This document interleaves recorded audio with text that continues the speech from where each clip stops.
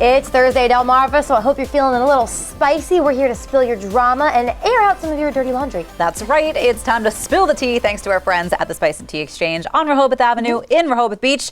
We are revisiting the Lady Grey tea that we enjoyed so much.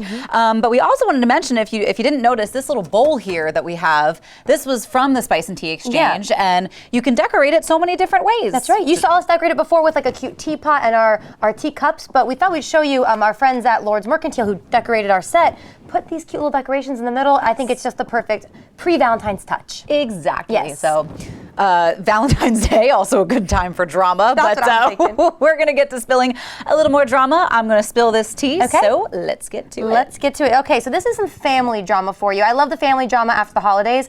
I know you guys have a lot of it. So this husband and wife, they are in their 20s, late 20s and early 30s. They are currently taking care of a young girl who they plan to adopt. Her name is Kelly Ann. Now they said they changed the name for privacy, so I'm not putting her name the real out there. name. Yes. Yeah. But all things aside, okay. So her name is Kelly Ann. She prefers to go by Ann, her middle name. Okay. So her whole life, she's young. She's like 8 or 9. Yeah. But her whole life, she's gone by that name.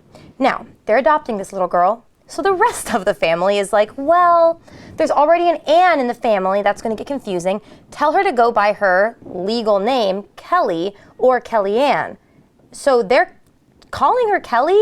She doesn't want to go by it. She wants to go by her middle name. And they're like, she's young. She'll get over it. I can tell by your face already. I know who you're siding with. And I think I agree with you. So tell me your thoughts. Well, I'm going to side with Anne here on this one because, first of all, she's a little girl who, if she's getting adopted, she's probably already struggled with maybe a sense of self, a sense of identity. And, it might not seem like a big thing if it's a name, but it is a big deal. That's really the only sense of identity you have when you're 8 years old. And on top of that, how many family members name their sons after their fathers or their daughters after a grandmother? There's going to be multiple names in the same household. Thank you. I have a cousin who was adopted, and it was different. It's a different situation because he was adopted as a baby, so my family members named him. But he decided later in life to change his name to his middle name.